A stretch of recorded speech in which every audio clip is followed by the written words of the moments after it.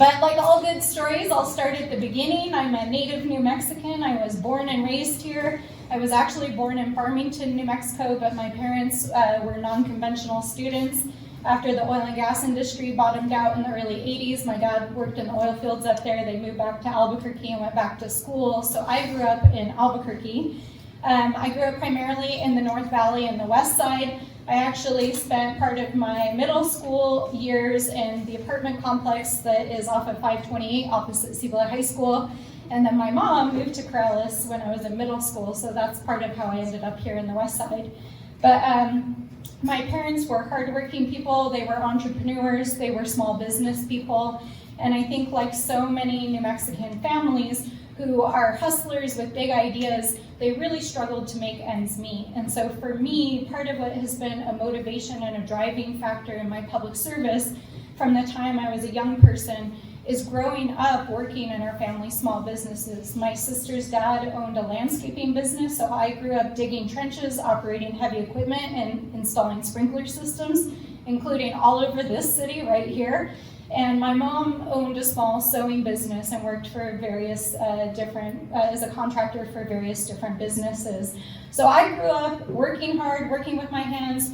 You know, when your family owns a small business, you work 7 days a week, no matter what, doing the books, doing the billing, and trying to keep yourself afloat and keep food on the table, not only for your families, but for the families that you employ.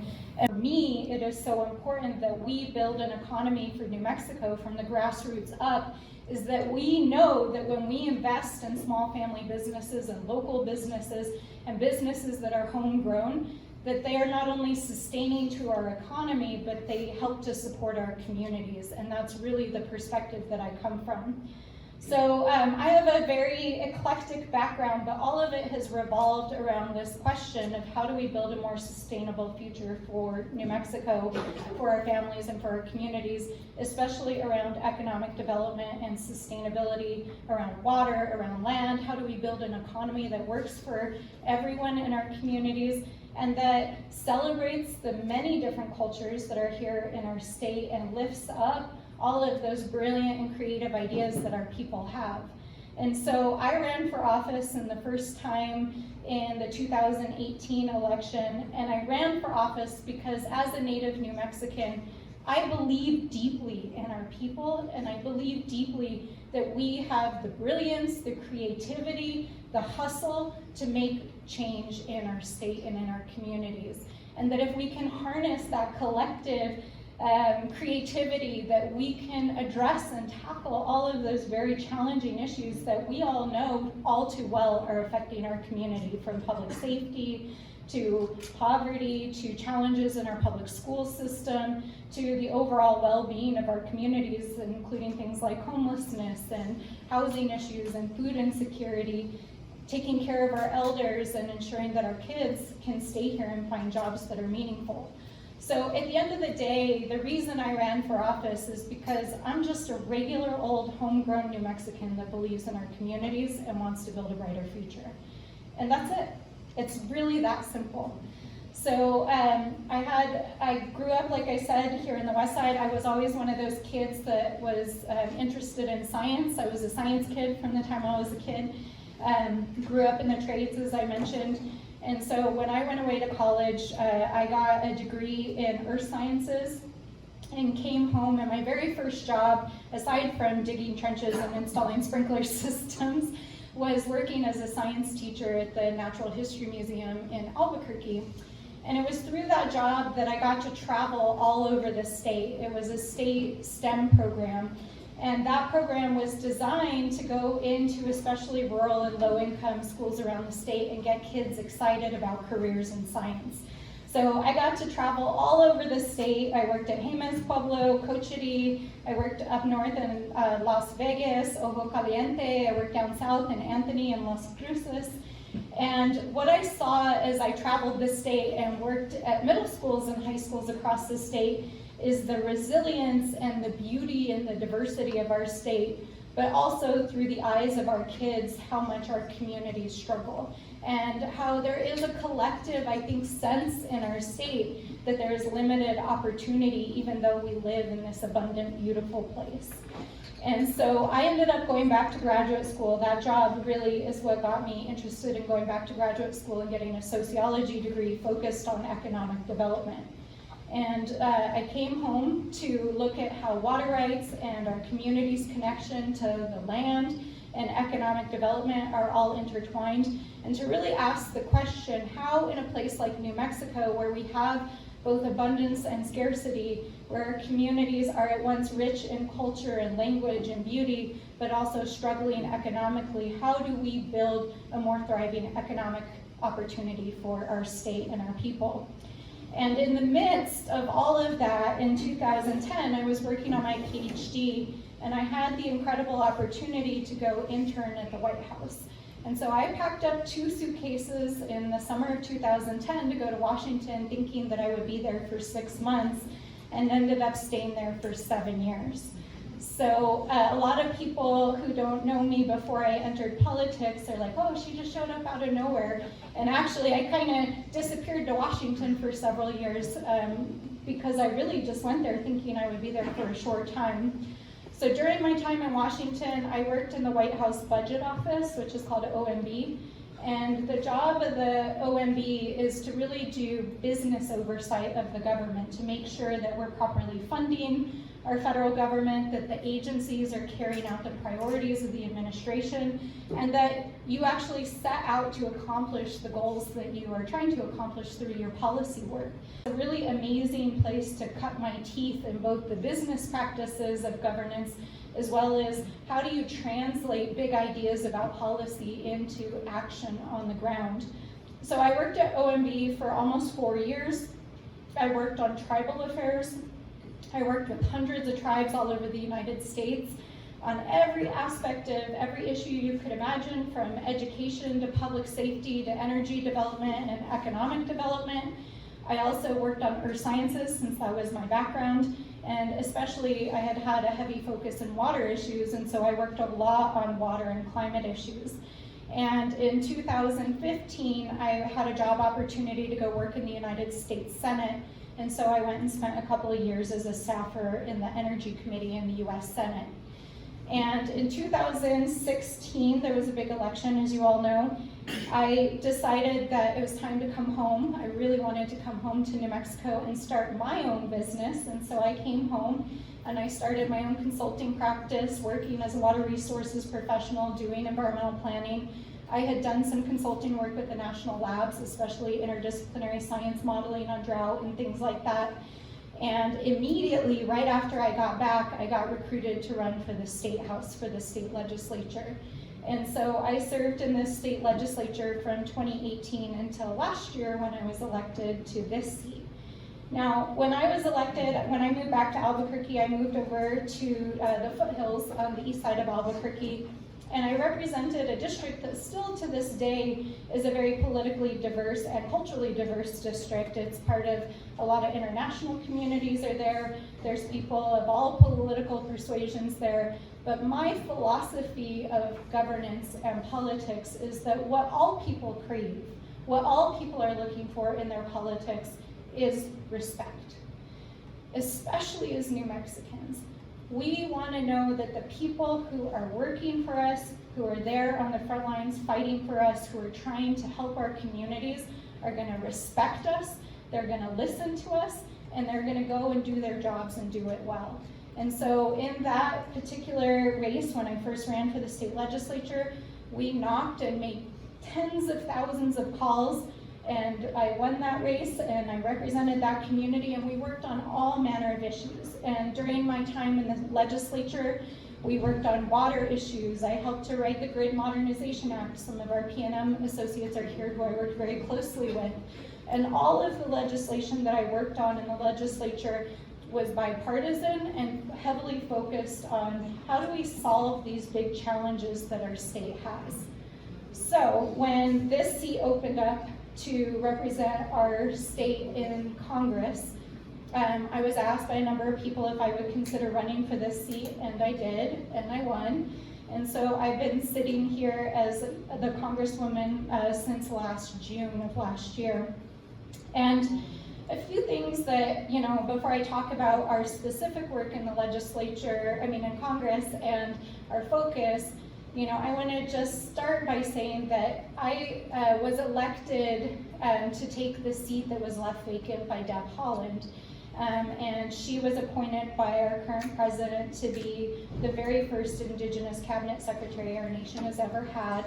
And it was big shoes to fill. She had already blazed quite an amazing track record in Congress, was highly effective and bipartisan in her work there. And of course, the historical significance of her role as one of the first Indigenous women in Congress.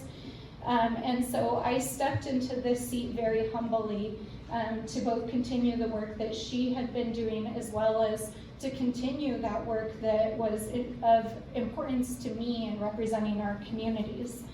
So coming into Congress last year, one of the first things that I felt was really essential was to demonstrate our commitment to New Mexico and to our communities. And so when I was presented with the opportunity to use any text that I wanted to be sworn in Congress, the Constitution and the Treaty of Guadalupe Hidalgo. And the reason why I did that is for, of course, so many of our communities, the ways in which New Mexico became a part of the United States is so tied to our relationship to land and water and the fierceness with which we celebrate our cultures and our languages, that I felt it was important that in my first act as a member of Congress, I not only swear my allegiance and responsibility to the US Constitution, but to the people of New Mexico, because that is my job, is to all of you, and my allegiance is to all of you as your representative, no matter your walk of life, where you come from, what your political ideology is. I am here as a public servant, humbly to serve our people every single day.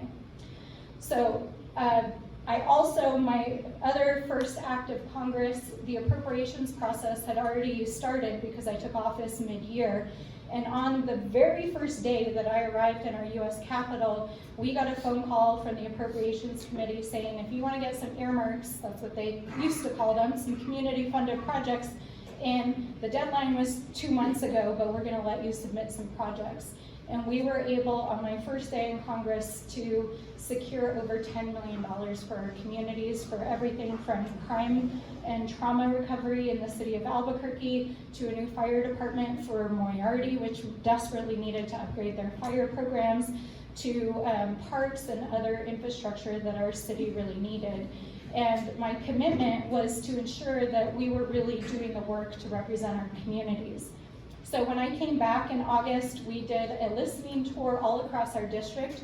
The current CD1 goes from the Albuquerque metro area all the way out to Mountain Air and some of the East Mountain communities, and goes south to part of Las Lunas, and includes Sandia, Pueblo, Bernalillo, and goes out to the Tohojale chapter of the Navajo Nation, but does not currently incorporate Rancho and Corrales.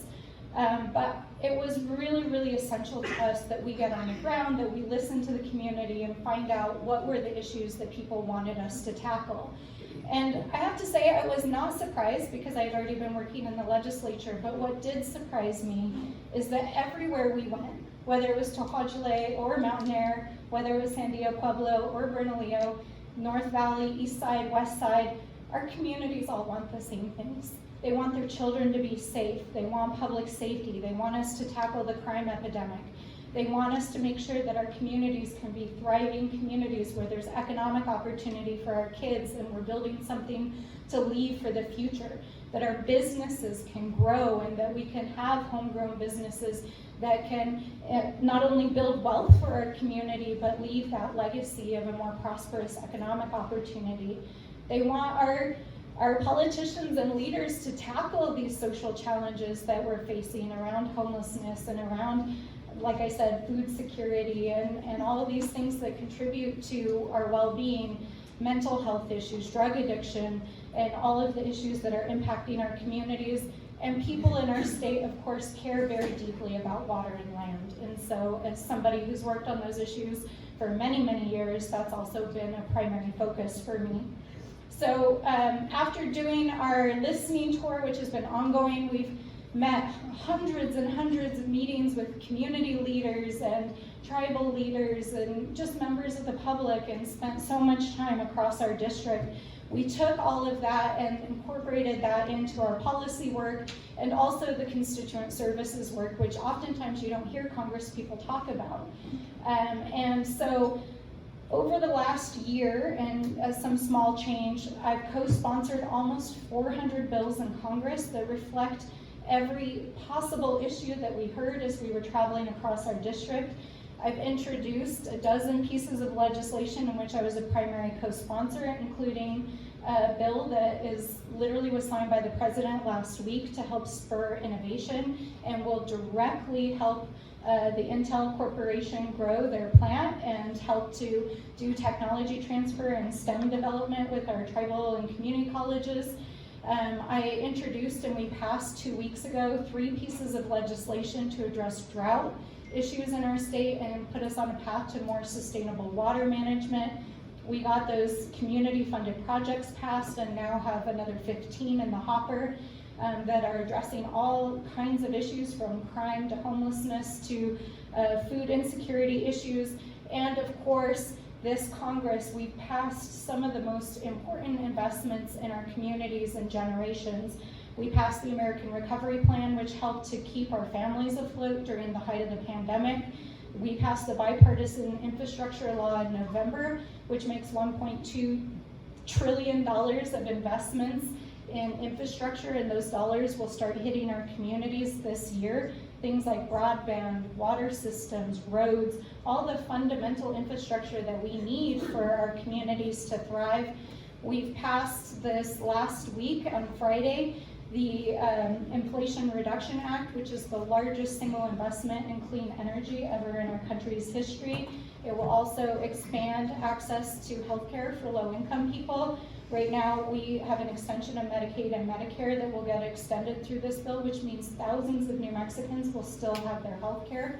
And it will allow Medicaid and Medicare to reduce prescription drug costs, which will drive drug costs down for everyone in the country.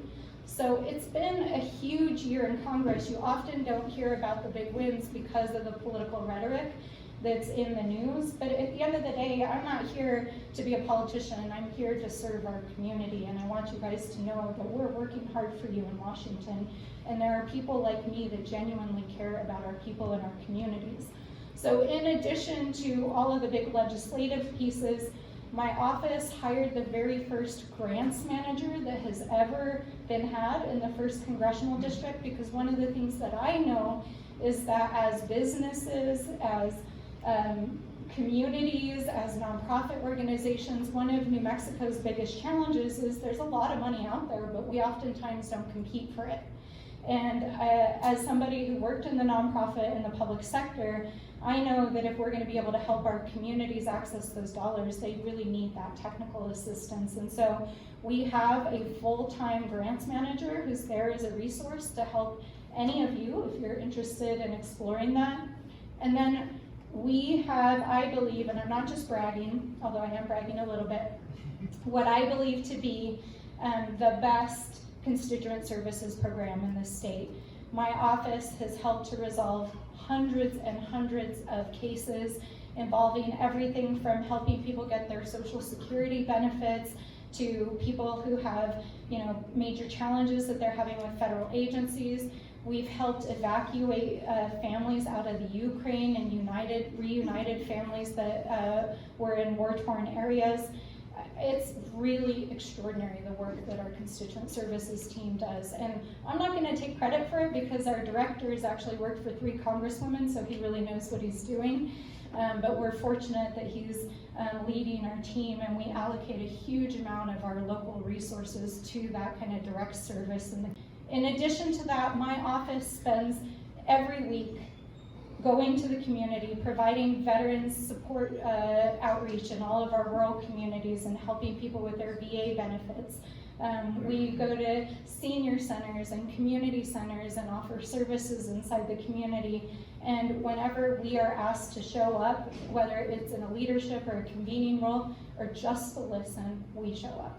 And that's really what my office is there to do. That's what a good congressional office should do. And that is really what our role is as a representative for our state and our people. So as we look forward, and then I'm going to open it up to questions and answers that you might have, and what is happening with redistricting and the political environment and the election this year, and then hopefully what the work is that we'll continue doing if I'm still serving as your congresswoman, and specifically your congresswoman here in this district. Excuse me, I ate lunch just a minute ago. As I know you all are aware, our state legislature redistricted all of our political districts, and that happens every 10 years as a result of the US Census. So it gets reallocated, all of the different distributions. And so as of January 1st, but it's reflected on the ballot in November when you vote, I'm now running in a new 1st Congressional District that includes a lot of the Albuquerque metro area. It still includes Sandia, Pueblo, and Bernalillo, and incorporates Rio Rancho and Corrales, and picks up 5 eastern counties and goes all the way down to Ruidoso and Roswell, out to Santa Rosa, and up north to Antón Chico, which is a land grant just south of Las Vegas. So we love this district. These communities are beautiful, amazing. You know, it's part of the history. I call it Billy the Kid country and old Route 66 of our state. We're crisscrossing the district, talking to people in our new communities, including, of course, Rio Rancho, which is familiar to me because of my childhood, to hear from all of you about what are your priorities, what do you want to see us work on. What I can tell you is that whether it was the work that I started early in my career as an educator and working in the sciences, or the work that I've been doing over the last year in Congress, the major currents will continue. Economic development that's empowering to our communities, that lifts up small and locally owned businesses, that gives our kids the opportunity to get trades education and to get trained in specialty fields and go to college if they want to, and to find a meaningful job so that they can build their families here and buy a home and contribute and run for office themselves one day, is my top priority. Secondly is all these issues around community well-being. Right now my office is working on a bill around behavioral health, drug recovery, and stemming the tide of fentanyl and illegal drugs into our community, which we know is tearing at the fabric of our community and affecting our safety, and really addressing a lot of the violent crime that our city has been experiencing in the larger metro area. Addressing these issues like homelessness and food insecurity, lowering the cost of healthcare, making sure that our veterans can access their benefits, and providing that direct service, and then continuing to fight to get legislation passed to help protect our lands, our ways of life, and our waters. And so that's the work that I'm going to keep doing. Those are the programs and services that we're going to keep providing across the community. And if I am lucky enough to represent this beautiful city in the next year, I would be honored and excited, and I would be remiss if I didn't take the opportunity to acknowledge and thank our mayor for being here today. Thank you, Mayor Hall. And thank you for your leadership in this city, which has been fantastic and amazing. I just really appreciate it. And also to Jerry and to everyone who's a member of the chamber and on the chamber board. I'm honored to be here and just really appreciate your time today. So thank you. I just want to thank you for the opportunity to be here and to be able to address the chamber. I live in Sandoval County. My husband and I own a home down in Bosque Encantado. I was born and raised in New Mexico, and started out my life on the west side of Albuquerque. That's where I grew up. My dad built us a home. He's originally from Old Town. My mom's side of the family is originally from a little town called Pastura, New Mexico, where our family was in the ranching industry. So I've had the best of both worlds growing up. It's been pretty exciting, living a life going out to the ranch and then living a life in the city. When I turned about, I think it was around 23 years old, I applied for the Albuquerque Police Academy. And when I turned 24, I became a policewoman. I worked for 10 years in uniform patrol, and I worked basically every district in the city of Albuquerque. But I mainly focused on, and back then we got to bid on where we wanted to work, and I mainly focused on the Southeast Area Command in what some people refer to as the war zone, some people refer to it as the International District. I think it was renamed, to try and bring that community back. That community still is a very difficult, high crime area for officers to work today. This was back in 1984 when I graduated from the police academy, and I loved being a policewoman, and it was just a tremendous opportunity. After about 10 years of working uniform patrol, I decided to change of pace, try and seek a different aspect working in the police department. So I became a detective. I worked property crimes, I worked narcotics, I worked recruiting, I worked in the chief's office. And I didn't just bounce around. These were opportunities that were offered to me over the years. And eventually I settled in violent crimes, and I investigated sex crimes, violent crimes against children, and homicides. So I wrapped up my career in crimes against children. It was rather eye-opening. I sat on the child fatality review panel for many, many years, and I sat on the domestic violence review panel for many, many years. And what those panels did is they focused on sending good legislation to the state legislature each year on how to prevent deaths of children, women, children, in domestic violence incidents. I really enjoyed doing that, and once I retired from the police department, I had the tremendous opportunity to go back to work, and I went to work as chief of staff for Attorney General King in 2006. And the King family, I kind of grew up around them. My mom worked for Bruce King, and I knew the King family. And if any of you remember Bruce King, he knew everybody's names, right? Really great guy.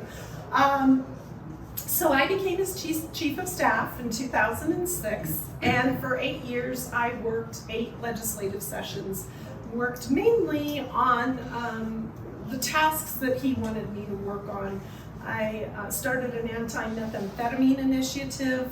I helped and worked with our pharmacy board to draft policy on prescription drug disposal. We had no policy.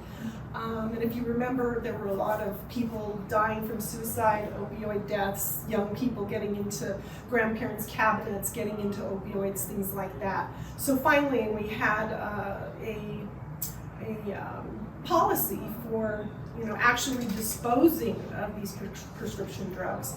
I worked on many, many issues, and the reason we wanted to tackle that one is because prescription drugs were ending up in our water resources because people were flushing them down the toilets. I'm a real advocate for water and clean water, clean drinking water. It's really important to us, right? Here in New Mexico, we live in a desert. So I worked on a lot of legislation involving tough on crime issues because I had that background in crimes against children. We toughened up our child abuse laws. There were some loopholes where individuals were getting away with certain aspects of child crimes. I helped start the first statewide government corruption investigative division. If it's any news to you all, we have a lot of corruption in New Mexico, a lot of fraud, waste, abuse, embezzlement. We really worked on prosecuting elected officials that were misusing government funds. A lot of cases, we had to work collaboratively with the FBI because in New Mexico, we don't have statutes to prosecute certain individuals for certain crimes. So I cross-trained, we hired attorneys, we hired law enforcement, I cross-trained all of them and cross-commissioned them with the FBI so that we could actually work collaboratively with the U.S. Attorney's Office and the FBI to go after people who chose to act corruptly and inappropriately with our government monies. I also worked on passing the very first human trafficking bill for the state of New Mexico. As chief of staff, I literally sat in every meeting concerning our water issues. We had a water utilities and energy division. We had a consumer division. I would sit alongside the Attorney General and do a lot of the follow-up when we would have meetings with people in the community about all of these different issues, predatory lending, issues with our automobile dealers, just various situations. If you don't know, the Attorney General's office is the top law enforcement office of the state of New Mexico, and in every state we have one Attorney General, and they have a lot of power to set the stage for case law, to set the stage for what we do on our water issues, our utilities, our natural resources, you name it, we worked on those issues. So I eventually retired after working there for 8 years, and I wasn't really happy with where New Mexico's going. We've got a lot of problems, and today I hope I can talk to you about solutions. I think we all know the problems. Crime, right now, the economy we're facing a lot of economic issues that we could be resolving if we just do things differently. And New Mexico is a beautiful place to live. I'm not leaving my New Mexico. I was born and raised here, and I'm gonna stay and fight for it. And that's why I chose to run for Congress. You may have remembered me. I've run a few times, and I think it just shows my tenacity for not giving up. And a lot of people do give up on New Mexico. A lot of people relocate, they leave, but I'm not that way. I raised 5 kids here. They're all grown. They're all wonderful working adults, and we have 8 grandchildren here. They're not all here. I'm sorry, my son's in the military. I have 5 kids, so let me just tell you where they are. A lot of them have left the state for more opportunity. I have one daughter who's a doctor of pharmacy. She's in Oregon. I have another son. My oldest son is in Scottsdale. He's running a business with his wife. My other son is in the military. He's in the United States Army. I'm so blessed.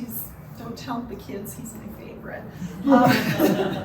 My other daughter, Kelsey, is a mom, and she graduated from the Anderson School of Business, and I just adore her and our new grandchild. And she's here, so I really appreciate them not leaving. And then Ashley is my youngest daughter, and she just turned 27 years old, and she's a school teacher at Cottonwood Classical. So as you can see, I have the whole gamut. I could actually have my own village if you think about, what my kids do for a living. But I am a proud mom and a proud grandma. But I don't like where our country is headed. And I have a lot of experience, a lot of legislative experience. I also served as the liaison to our congressional delegation and brought back millions of dollars, written grants, brought back grant funding to New Mexico, to our Native American communities, to a lot of our low-income communities. I really know what's going on in all 33. So now I want to serve you in Congress, and I want to work for us. I want to make things better. Yeah, so thank you so much for the question. So as you know, Paseo Volcan, part of it is already built, and I know there's a desire to extend it and also to bring more businesses, especially industrial businesses that would like to relocate along that corridor. I can tell you that up and down from local to state to federal level, including myself and our senators, are very aware of the project and the desire of our community to build out that project. So the bipartisan infrastructure bill that passed in November essentially was a budget bill that pluses up the funding for a lot of existing infrastructure pots, including Department of Transportation roads programs and grant programs. So there's likely several different programs that particular project would qualify for some additional funding through. The formula funds for roads are being allocated through the state. And so it's really important that the boosters of that project continue to engage the governor and our state DOT to see what formula funds can be prioritized under the state roads program. In general, sorry, I very much nerd out on technical issues and budget issues. In general, our state roads program tends to prioritize projects based on need. You know, we have rural roads, for example, that haven't been repaved and have a lot of safety problems that tend to rise to the top, and newer projects are not always at the top. But because so much new money is coming in, I think there's going to be a lot of additional funds. Secondly, on the state side, you know, our state has been experiencing a huge boom in revenue due to oil and gas revenues over the last couple of years. And so there's been a significant increase in funding for our roads program because of that additional funding. So really, I think a heavy focus on the state roads and DOT is going to be really essential to getting that project built out. But on the grant side of the equation, that's where someone like our grants manager can help to identify what grants projects might qualify. And we talk with DOT at the federal level regularly. In fact, I Zoomed with Secretary Buttigieg a couple of months ago and relayed some of our priorities at the time, which included expanding the port down south, Santa Teresa, and some of the other major economic development projects. So to answer your question is, we'll be happy through our office to work with the city and with folks who are working on that project to identify what sources of funding might be available, and also to work with the state. There are many ways in Congress that you can improve infrastructure. You know, we have so many highways and byways and routes that we use in New Mexico, and we have not been focusing on infrastructure. A lot of the monies that we get from gas and oil, to me, my opinion, we should have been utilizing to maintain our infrastructure. And I really love Sandoval County and what has been happening here. You're one of the fastest growing cities in New Mexico, and the progress here is just amazing. If there are any monies that I can bring back to help this community for roadways and infrastructure, I definitely will do that. I see how you're growing properly. You have planned your community very, very well. I look at the cities that I have in District 1, and District 1 is comprised of kind of like a boot. I have all of the city of Rancho, and it cuts across all the way to the East Mountains, and then it cuts across, you know, Debaca County, Guadalupe County, and then all the way to Roswell. So they're just listening to that, you can think about the infrastructure that we need to look at and say, what do we need to do? We need to improve our roadways. We need to improve access. We need to make it easier for people to come into communities, come out of communities. It helps a community grow properly. And I see that Rio Rancho really should be very proud of their city and what they've done with this city, because when I speak on the campaign trail, I compare two cities. I'm always comparing Albuquerque to Rio Rancho. But I'm also comparing the fact that when a city is run by a group of conservatives, it's much, I know you laugh, it is very well run. If you look at the city of Albuquerque, it's run by Mayor Keller, and now we're lucky because the council has changed somewhat in Albuquerque a little bit. But for a very long period of time, it was run by a group of liberals. And you see the differences. You know, Albuquerque likes sanctuary cities. You know, they are not handling their crime well. They're not handling their homelessness. But it's really important that we look at that and say, look, we need to make sure that Albuquerque's crime and homelessness is handled, or that's going to be coming into this community as well. And I know I kind of veered off a little bit, but I just wanted to make the point of how cities are run and by different philosophies. And your philosophy is running much better. Any monies I can bring to this community, I will bring. There are numerous federal opportunities to bring in to help you with your infrastructure, to help you grow, to help you be the community you want to be. My husband Earl and I really come to Rancho for our shopping, for our entertainment, for everything. And we live in the town of Bernalillo. But this community has become so prosperous, safe. It's just becoming the city of opportunity in New Mexico, in my opinion, because how well it is run. So I look forward to working with the mayor, the chamber, the county commission, and people in Rio Rancho to just continue to improve this community and get it moving in the direction you want it to move in. Businesses want to come here because you do have a safer city. And I think that's going to help with your growth and just opportunity. Our behavioral health, addiction recovery, mental health services in this state are struggling for a whole host of reasons, some of which you just mentioned. Many of our small providers can't stay in business right now. And it's everything from the red tape of getting reimbursed by Medicaid and Medicare, which is virtually impossible for a lot of small practitioners and providers, to just, it's an overall problem and trend that's happening in healthcare in New Mexico, where hospitals and large conglomerates like the big health providers are able to do billing in such a way that it meets their business needs, and it's really hard for small businesses. But also, we don't have a really good pipeline, and a lot of healthcare providers have left the field, especially since the pandemic.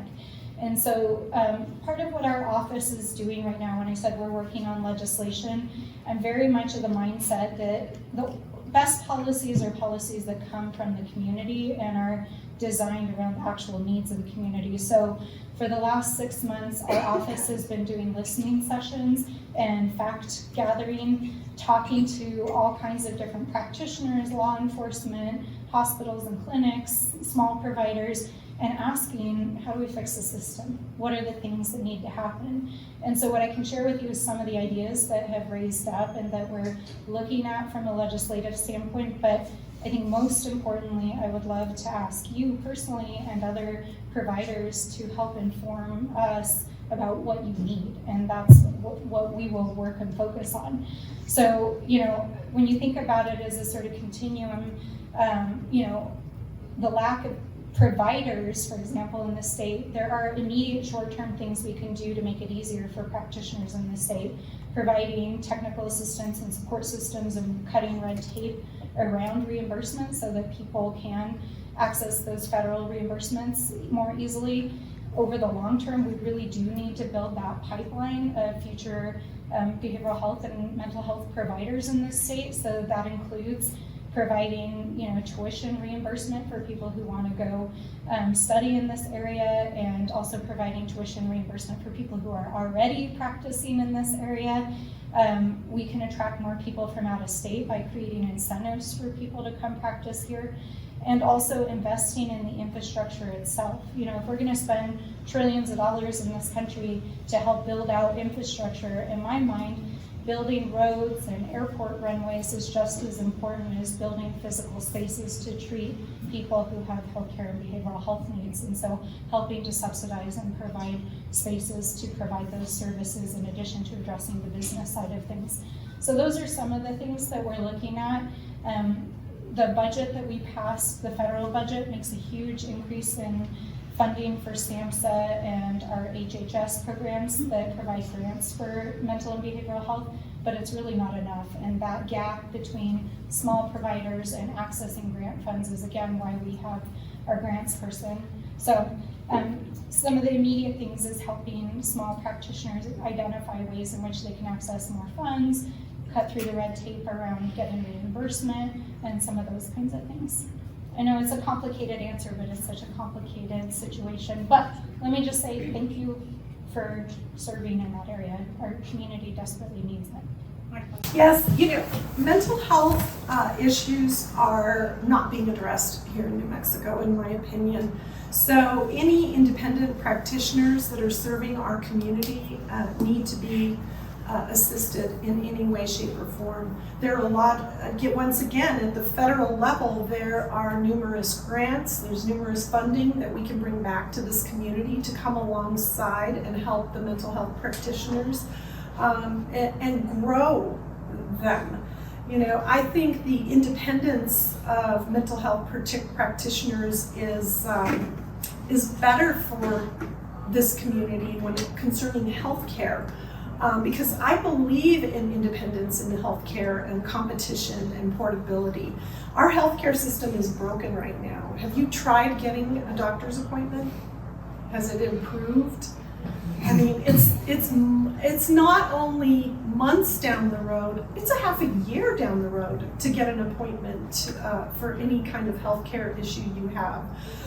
To me, this is something that, you know, my daughter works in the healthcare industry, and my brother is a doctor in the healthcare industry. So I hear a lot of stories of what we need to be doing. But mental health care is one of the most important things we need to address right now in New Mexico.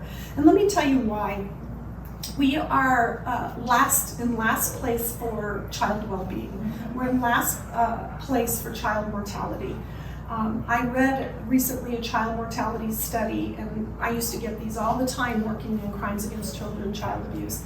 Our kids are committing suicide, folks. COVID was not good for them in the sense that they were locked down for too long of a period of time. Their mental health is in crisis right now. And so these people, the independent mental health care facilities need to be grown, nurtured, so that we can start to address this problem. I was speaking with firefighters in Albuquerque recently. Our kids are hanging themselves. That is so disturbing. That is so disturbing to me. They see no future for themselves. So we are in a mental health crisis in New Mexico, and it has to be addressed. So anything I can do to help individuals and independent practitioners, I will do. I, in fact, have been keeping files and talking to people in our community so that when I do get to Congress, I'm going to be ready to rock and roll. I don't have to say, oh, well, who's that in the community that handles this? Or who's that in the community that handles this? You know, you get to know people that are doing the networking and doing the hard job in each of your counties in your district. And when you keep files on them, you have a contact that you can just go to immediately and say, we need to have a meeting on this, we need to discuss it, and then we need to go immediately and see what funding we can track down for these communities to fast track the help to the community. Because to me, we're at a crisis level when our kids are committing suicide at that rate. It's not good for New Mexico at all. So it's not going to give us a good future. So our office does a lot of veterans and military support. The same person who is our Constituent Services Director, John Moore, is also our Military and Veterans Affairs official. This year, as you may be aware, the VA was undergoing a look at potentially closing healthcare clinics across the state, and our office, along with our senators and the Congresswoman from the North, were at the forefront of fighting to make sure that those clinics didn't get closed, and they were not. And so that's a big victory. The VA hospital in Albuquerque has a brand new director as of about, I want to say 6 months ago. I have high hopes that he will bring his expertise that he honed.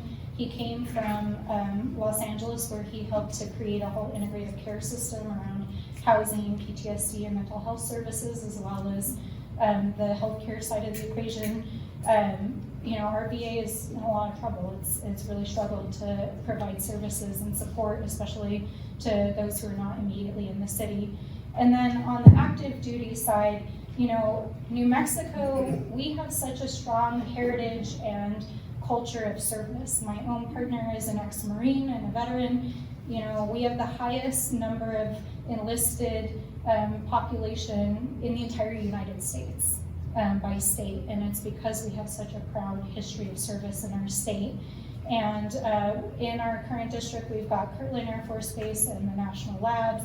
We have our Air and our Ground National Guard are also based out of there, and we stand arm in arm and are advocating constantly for our service members for pay raises. In the NDAA, which is the National Defense Authorization Act, this last year, we were able to get a an active duty military pay raise increase and expanded benefits and partner benefits, and also to close the gap around some of the healthcare and other programs and services that support our active duty folks. So we're doing a lot of things. And then finally, I'll just say, because it's very relevant, I had the honor on Friday of meeting one of the original members of the veterans who helped to get burn pit legislation on the national agenda.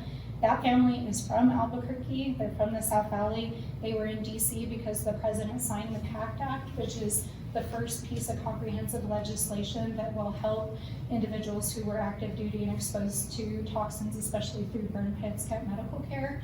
And we have real life heroes in our midst, and I'm proud and honored to be able to help support our military and our veterans. Thank you for serving. Thank you. Yes, military and our bases are, to me, hugely important. I have two son-in-laws that work at the labs, and this has been a community that has nurtured us for years. They're good paying jobs, they're good, excellent research that they're bringing back, scientific projects that they're bringing back to our community. And at the federal level, there are numerous dollars that we can bring back to maintain our military and our labs. As you know, I have a son in the military, and back in the day, he's been in for about, I'm gonna say 12 years now. He's a lifer, and he loves it. He's right where he should be. But back under, he got in, and I used to ask him, how's Obama's army? It was underfunded, and they were underpaid. And the VA had difficulties. How was Trump's army? They got a raise, one of the best raises they've ever gotten. And the equipment was excellent that they were bringing into the military, and the military was growing. If we're going to be the United States of America, and we're going to be one of the strongest countries in the nation, in the world, and we have to protect our homeland. And I want to circle to the fact that, my opponent supports, the Pelosi philosophy. She supports open borders. These open borders are very dangerous to New Mexico. I worked at the border, undercover operations, so I'm familiar with what goes on at the border. Right now, it's about 10 times worse than when I worked there. We have to protect the homeland, and we have to support our military and our military bases here. It gives us our strength in New Mexico, but it also gives us our strength in our country and in the nation. And right now, I feel like we are very weak in the nation. And I think that's why you see the things you see across the globe. That's why you see Russia, attacking Ukraine. That's why you see China, making their moves to infiltrate and take over Taiwan. We've got to definitely protect our homeland. We've had in the past year, 12 terrorists who have crossed our border here in New Mexico, our border. These people are not friendlies. They are not here to do nice things. Our schools in New Mexico are very soft targets. I know we're hardening them more. Our malls, our grocery stores. I don't want to live in a world like that, do you? I don't want to live in a world like that. I want to get back to the America where we had safety in the homeland, our military was strong, and we were a force to contend with in the world. Am I pro-war? No, I have a son in the military. I don't like for us to go to war. However, if we need to, I want to make sure he has the equipment and everything that he needs to keep him safe, and every soldier safe that we send abroad or anywhere.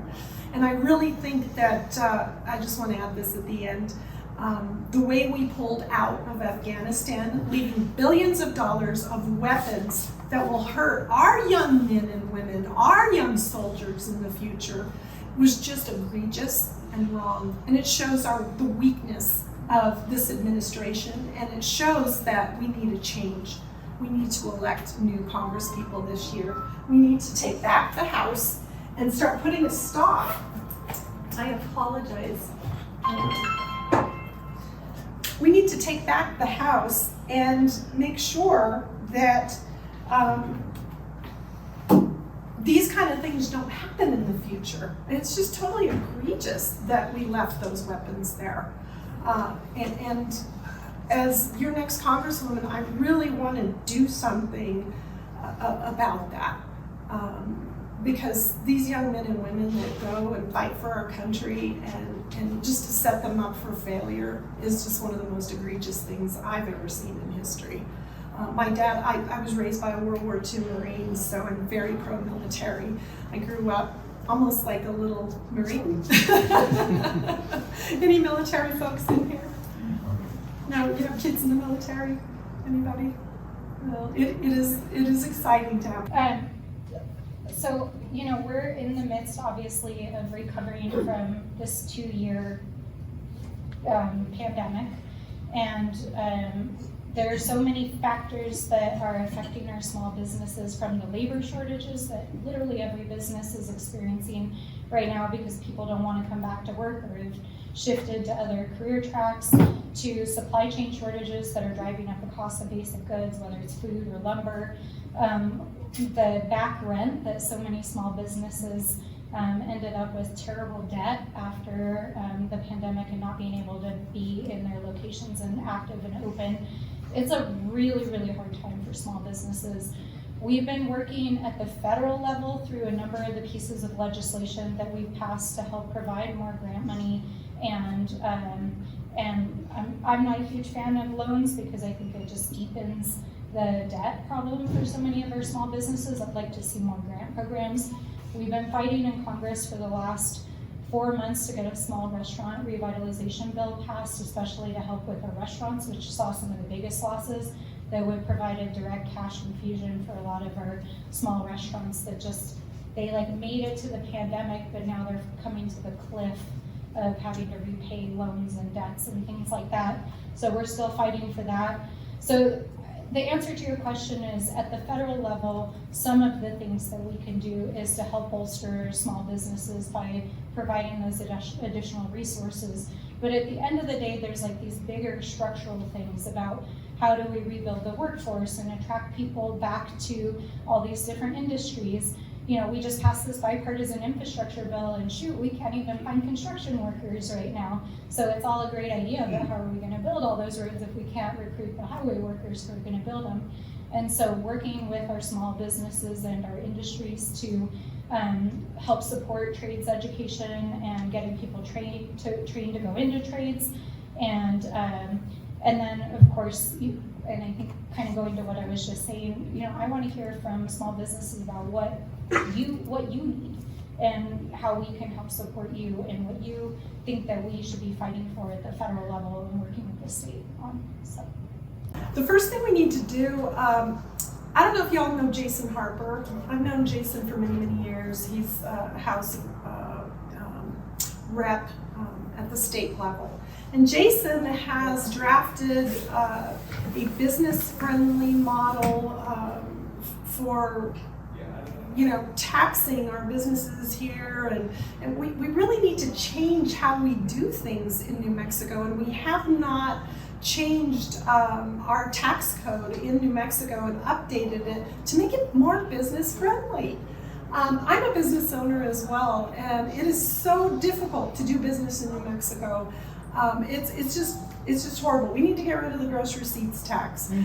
We need to work on things at the state level. But what I want to do is come in and work with our state legislators and try and make New Mexico more business friendly.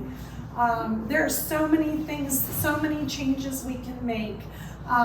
Import, export, at so many different levels. And I think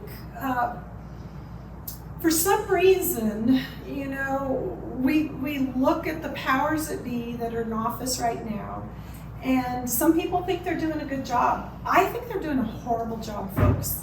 The opportunity that we have here in New Mexico for growth, for to be able to be more business friendly and invite large businesses here that would grow our communities appropriately, that would have, we could have good paying jobs, families could come in here, buy homes, help communities like you grow in the direction you want to be. Look at Intel.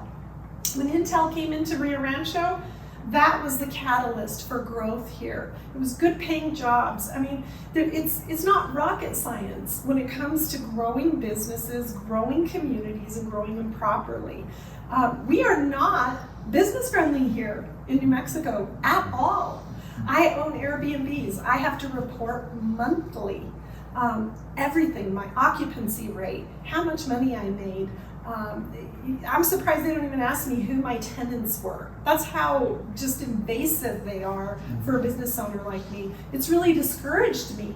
And then during COVID, my business died.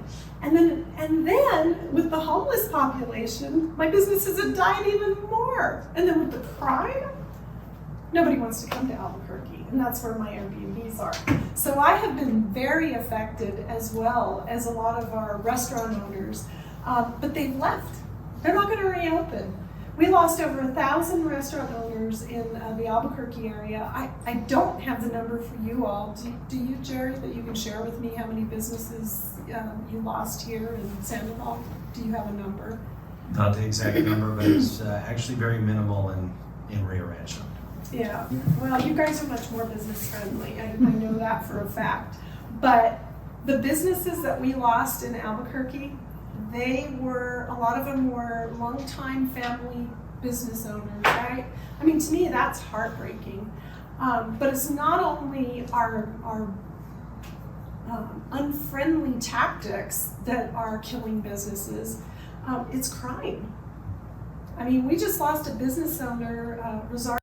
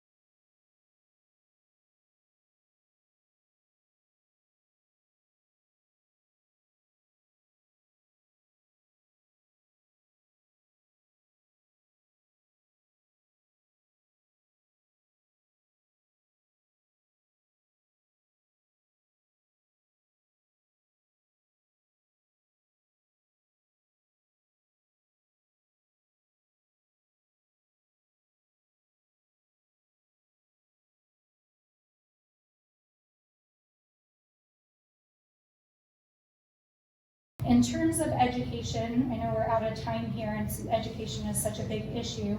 As somebody who is a graduate of Albuquerque Public Schools, K through 12, as I said in the opening, I do believe in public education, and I grew up in a low-income working class family, and I went to public school, and I'm now a U.S. Congresswoman.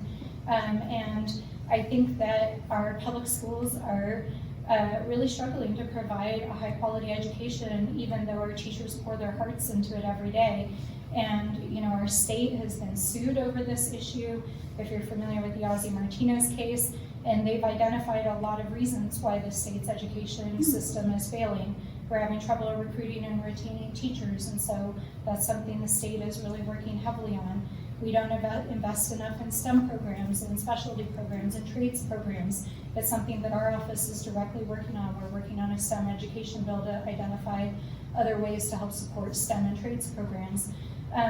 We don't provide equitable education for students in diverse backgrounds that are in relevant languages. So if you're going to school in Tohachale, you might be learning in Navajo. If you're going to school at San Diego Pueblo, you might be learning in your Pueblo language. If you're a Spanish-speaking student, having access to Spanish language access. So there's a whole lot of reasons why our education system is not doing well, and our office has an education expert, his name is Alejandro Owens, who is our primary person, and happy to connect you with him to talk more about what he can do to help support. But at the end of the day, it is really up to the school districts to be delivering education. And Rio Rancho Schools is actually one of our best school districts in the state. You guys are lucky. You have a powerhouse of a superintendent. I know that not everyone's always happy with the school district and the opportunities, but Rio Rancho provides some really top-tier programs, especially for students who are struggling. They have some of the best, special ed programs in the state. I'm proud of Rio Rancho Schools. I think they do a really excellent job. They need more funding. Our teachers need more support. We need more mental health specialists in our schools. But you guys got a really good school system here, and I'll be proud to help support and make sure that they have everything they need to thrive. So thanks for the question. Our school systems are failing us. We're not building an educated workforce for any of the businesses that want to come here. There are three things a business wants when it comes to a place, and they want an educated workforce, they want a safe city, and they want to be able to live there, with they don't want things to be too expensive, drive them out of here.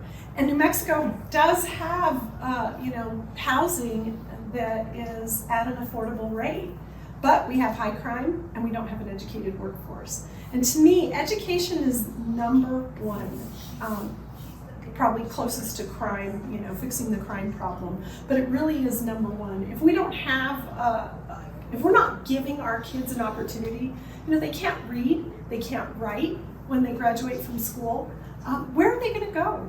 This is just a pipeline to, being vulnerable to drug dealers, the drug cartels. Drug cartels are operating freely. We have a river of fentanyl coming into New Mexico because of our open border. So our kids are so vulnerable. I think we need to have school choice, number one. I think the money needs to follow the student. And our parents need to be empowered. They need to be empowered. CRT is a ideology and a philosophy that is ridiculous. One thing that I support that Congress is working on right now is a Parent Bill of Rights.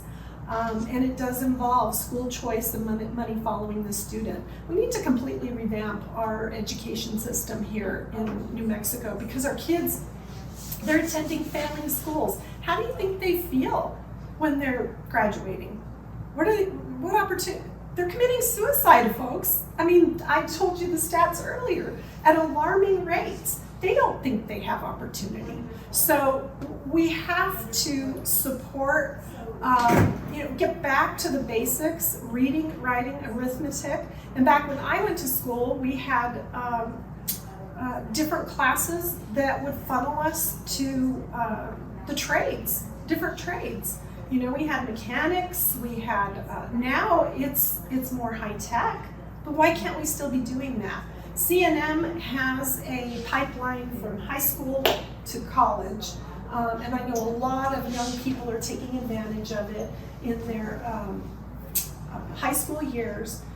They're taking college classes, and they're doing very, very well. But we need more opportunities like that. But I really think that parents need more empowerment and need to be able to send their children to schools that are not failing. I really, truly believe we need to shut down failing schools and revamp, because we have a teacher shortage, and we have big schools and a lot of empty classrooms, a lot of empty seats. We lost 6,000 kids and couldn't account for them during COVID. That's how messed up our education system is. I think at the state level, which I don't really have a lot of control over, your state legislature does, but I think we need to get rid of PED. The Public Education Department is completely, it's a bureaucracy that has grown into something that is not doing the job that it was outlined to do. And I believe that's why we don't have the educated workforce, and we're not prepared in our community to be open for businesses that want to come here. So we need to do a lot of revamping in the education system. It's just a failure here. But like I said, you know, my daughter teaches at Cottonwood Classical. It's a wonderful school. These kids are graduating. They're leaving our state. They're leaving our state. So do we want to continue down the road we're going on? So our good graduates leave the state, and then the kids who don't graduate stay here with no opportunity. I mean, it's just history repeating itself, because we are not taking a stand and making bold statements and saying, okay, we're getting rid of the Public Education Department. We're getting rid of the Federal Department of Education. 80,000 employees, guys, at the Federal Department of Education. And how are they helping New Mexico? They're helping us by throwing money at Title I schools. Well, is that working? Maybe kids are getting fed. We have a lot of food insecurity here. You know, a lot of kids go to bed hungry here. 73% of our kids are on Medicaid. Our poverty rates are just horrific, and history's repeating itself. So do we want to stay in that cycle, or do we want to start producing young people who have a dream? Like I had a dream of going to the police academy. I wanted to be a policewoman. That was my dream, and I achieved it, and I loved that job. I would have done it for free. We all laugh about that. I wouldn't do it for free in this day and age of defund police and, you know, law enforcement haters. But back in the day, it was a good job, and it was my dream.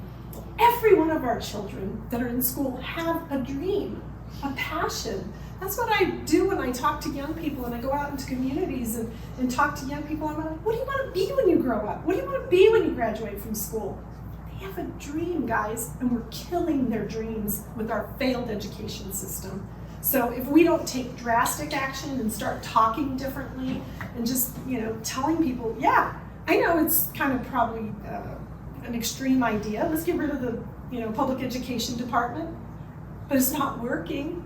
So why should we continue to fund that department that is not producing opportunity for our kids and opportunity for our business community?